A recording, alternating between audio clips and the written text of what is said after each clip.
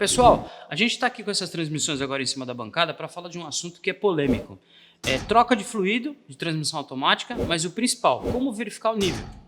Então, já entra um detalhe interessante, porque o mecânico, você que já está aí há bastante tempo na estrada e está querendo entrar no nicho de reparação, o que a gente tem na nossa mente? Como que eu meço o nível do óleo do motor? Regra, motor, óleo quente, você tem que desligar o carro, esperar todo o fluido ir até o cárter, motor desligado, e aí faz o nível na vareta.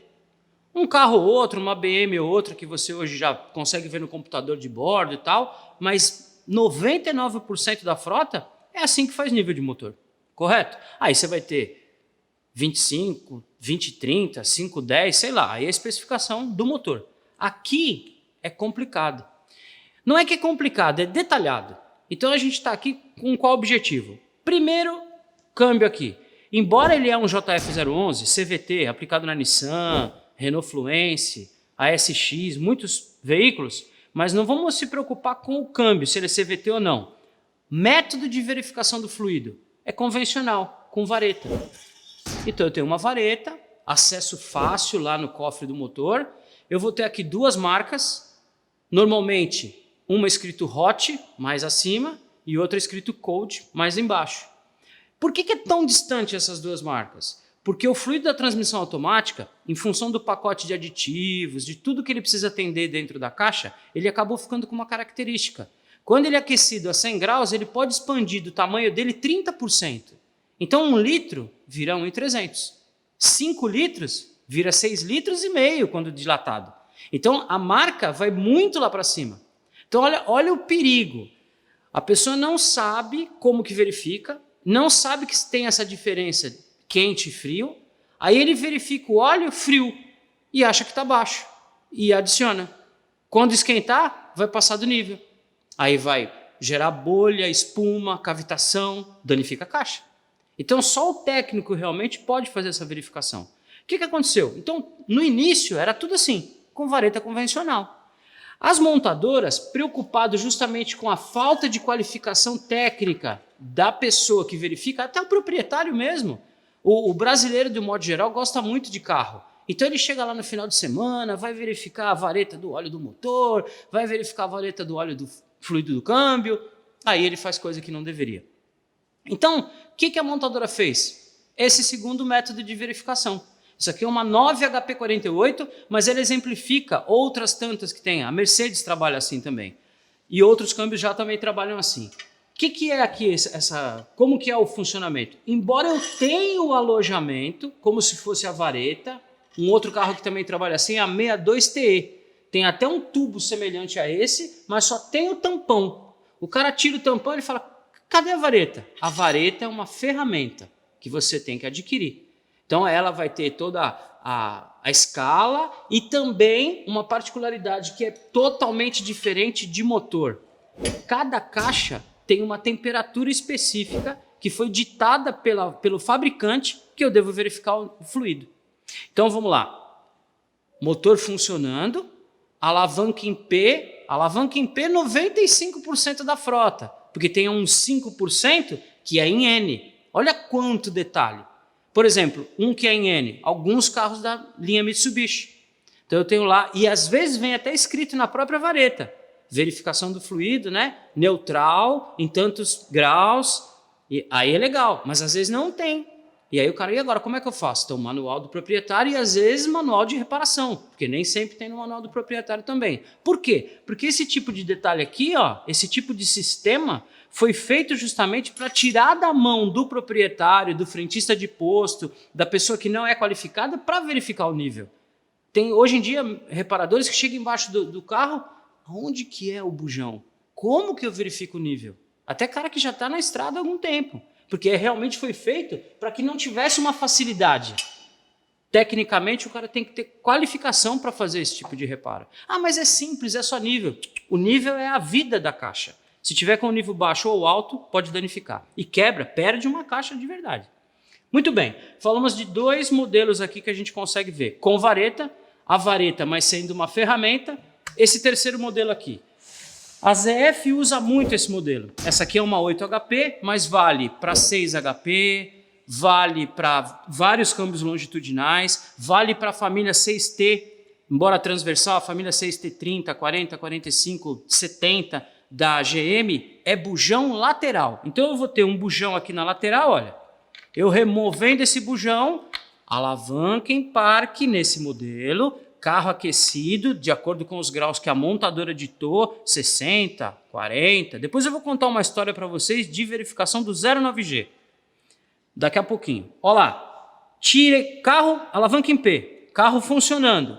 Tirei aqui, ó, tem que escorrer o óleo. Se não escorrer, tá baixo. Aí você adiciona por aqui mesmo. É como se fosse o fluido do câmbio manual, mas só que lá no câmbio manual é parado. Diferencial manual, mas é parado. Aqui é alavanca em P, carro aquecido na temperatura que o fabricante dita, tem que escorrer aqui. Não escorreu, tá baixo. Escorreu demais, tá saindo, espera escorrer todo aquele excesso até escorrer só um pouquinho. Tem que ser só o nível mesmo aqui. Então esse é vareta normal, convencional, vareta ferramenta e agora bujão lateral. Eu vou ter o bujão de esgotamento embaixo e o bujão lateral de verificação de nível. Quarto modelo. Esse aqui, embora eu gostaria que vocês entendessem aqui, que é um câmbio que, na verdade, ele não está da maneira que ele fica no carro. Eu só deixei assim para conseguir visualizar. Isso aqui é um AL4. Essa parte aqui, ó, é a parte inferior da caixa. Esse câmbio vai estar assim lá no carro. Isso aqui é a parte embaixo, né? Então, o que a gente vai ter aqui? Ó? Nós temos um bujão duplo. Eu tenho o bujão que fecha, o bujão de fechamento, e um bujão que é o bujão de verificação de nível. É um tubo oco. Então, o que vai acontecer? Ó? Vamos trazer para cá. Na verdade, ele vai estar assim, ó, lá no carro, ele vai estar dessa forma aqui, ó, desse jeitinho. Então, esse cara aqui é um tubo oco. Dá para ver por dentro dele. Ó. Então, o que a gente faz? Imaginem dentro da caixa, ó, o cárter. Digamos que o fluido está aqui, ó. Quando eu remover o bujão de fechamento, não vai gotejar nada, nenhum pouquinho de fluido vai passar pelo tubo. Por isso que ele consegue ver o nível. Eu vou adicionar, quando ele começar a escorrer por dentro do tubo, está no nível. Esse também é bem legal. Vários modelos usam essa técnica, essa maneira, esse método. 09G, 01M, até carros bastante antigos já usavam esse método aqui. A Volkswagen começou usando bem isso. E agora amplamente usado na linha francesa também, e outros veículos. A dica e a história que eu queria contar do 09G. O 09G, nós temos uma particularidade. Ele é um câmbio que tem normalmente uma válvula termostática dentro do corpo de válvula. Ele tranca, no caso, a linha do trocador de calor. Quando o carro, por que ele faz isso? Para que o carro, quando frio, ele esquente mais rápido, para chegar logo na temperatura ideal de trabalho, de queima do motor. Então vamos lá, para mim, como a máquina de troca de óleo, que nós vamos fazer um outro vídeo aí, vocês vão gostar, a máquina precisa ser instalada na linha do trocador de calor, mas se ela está trancada, ela não vai fazer a troca de óleo. Então você tem que esquentar o carro para começar a fazer a troca. Só que esse carro, esse 09G, o nível é feito a 35 graus. Então, depois de feita a troca, você tem que esperar o carro esfriar, remover o bujão e escorrer. Se você fizer o nível na temperatura que está da troca de óleo, ele vai ficar sempre baixo, porque naquele momento ele vai estar dilatado. Quando ele contrair, ele vai ficar abaixo da medida especificada.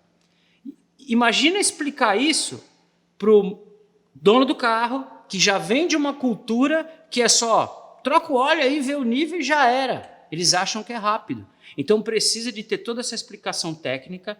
E eu sugiro uma coisa importante para vocês. Façam vídeos que explicam esse tipo de coisa. Põe no site da tua oficina. Passa isso, explica isso para o teu cliente. Hoje isso é uma ferramenta muito importante para eles perceberem quanto mais a informação for disseminada, fica mais fácil da gente mesmo trabalhar. O cara já chega lá na oficina sabendo, ó, eu vi lá na internet que isso aqui é complicado. Tem cara que não gosta do YouTube. Ah, o cara chegou lá querendo fazer a reparação do jeito que o YouTube fala. Eu não acho ruim, não. Eu uso o YouTube a meu favor. Eu uso até as pessoas que estão falando coisa errada no YouTube a nosso favor. Falar, isso aí não vai dar certo por causa disso, disso, disso e disso. Pelo menos o cara não veio totalmente cru. Ele já veio com um embasamento e você está ali para corrigir. Não fique chateado com isso não. Nós temos que ter jogo de cintura para lidar com o cliente. Muito bem. Para finalizar, eu não tenho um câmbio desse aqui, mas ele é uma exceção da regra. A linha Honda primeira geração é o único veículo automático que você verifica o fluido da caixa, o nível, com o motor desligado. Então lá é assim, carro aquecido é muito semelhante ao motor. O carro aquecido, você desliga a chave, conta 90 segundos no relógio. Está no manual isso, 1 minuto e meio. Após 1 minuto e meio, que é o tempo justamente para voltar todo o óleo para o cárter, para o fundo da caixa, porque ele não tem cárter inferior, para o fundo da caixa, e aí você tem uma vareta, média vareta, semelhante a esse aqui. Mas é o único modelo que é carro desligado. E por que eu falei primeira geração? Porque os CVTs de segunda geração do Honda já é com o motor funcionando. Ele tem conversor de torque, é um outro conceito. Beleza? Então é isso aí, acho que essas dicas foram legais. Tente assimilar tudo isso e dividir isso com o teu cliente. Até uma próxima.